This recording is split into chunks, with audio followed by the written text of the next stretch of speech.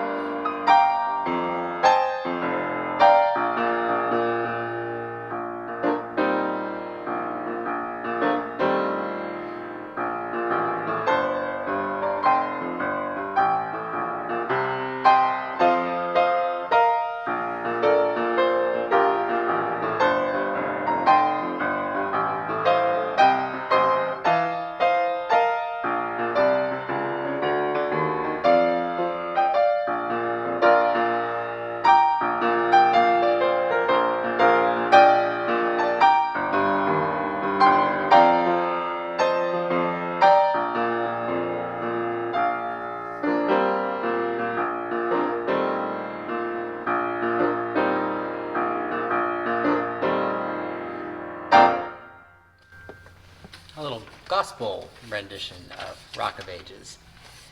Next is Come to Me, Ye Pilgrims Thirsty. And Dolores Duffner wrote an earlier version of this same hymn in 1982. This version came in about 1997. The text was inspired by a conversation between Jesus and the woman at the well. And the author, Dolores Duffner, wanted to capture that if we only knew what God wants to do for us, that we would be more willing and quickly would come to Christ. She also wanted to pull in the yoke is easy and burden is light theme, and this is sung to the familiar tune of Beach Spring. So this is Come to Me, Ye Pilgrims Thirsty.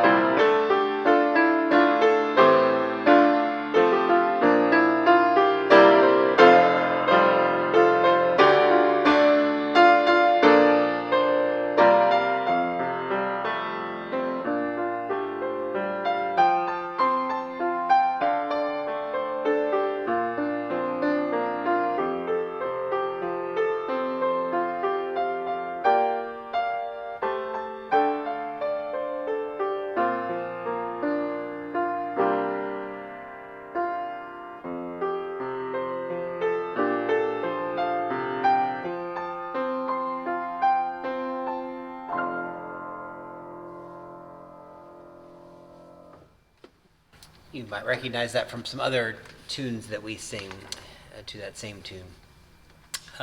Next, we'll do communion. Eat This Bread. And Eat This Bread is a Taizé style hymn. It's very short. And really, the author and composer here wanted a text that could be used during travel to communion without having to use a hymnal. Carrying a book with you is awkward, obviously, as you're coming to communion. So this is simple so that you can sing, eat this bread, drink this cup, and you don't need a book to carry with you. And the person who wrote this actually was named Pastoral Musician of the Year in 2000. So award ceremonies in the hymn writing world too. This is Eat This Bread.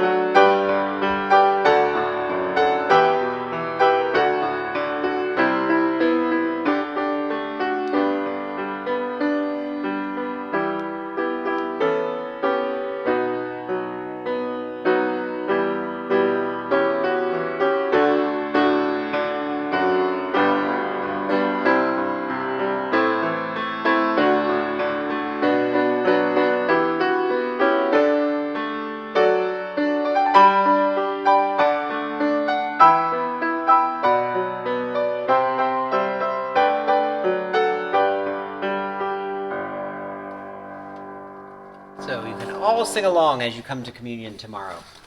We'll welcome that. And last but not least, our sending hymn for tomorrow is Guide Me Ever, Great Redeemer. This is actually a Welsh hymn, and while there are a number of Welsh hymns that are known outside of Wales, this is by far the best known, and some say it's really the only hymn known outside of Wales due to translation problems with a lot of the other ones. William Williams is the equivalent to what Paul Gerhardt is for German hymns and Isaac Watts for English hymns in terms of translation and text and putting it all together. The tune was originally composed for a Baptist Welsh singing festival. So there you go. Who knew there was such a thing? Guide Me Ever, Great Redeemer.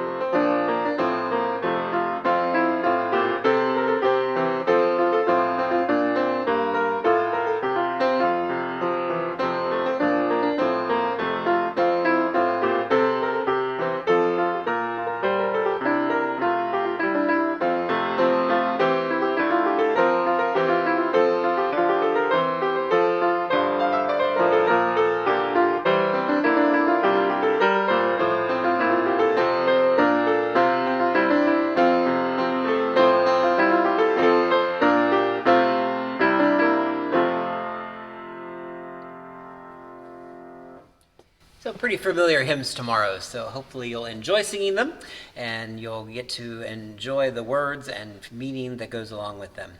Thanks again for joining us this evening. If you're joining us in person tomorrow, that's at 8:30 and 11, and the 11 o'clock service will, as always, be live streamed on our YouTube channel. Thanks. We'll see you next week.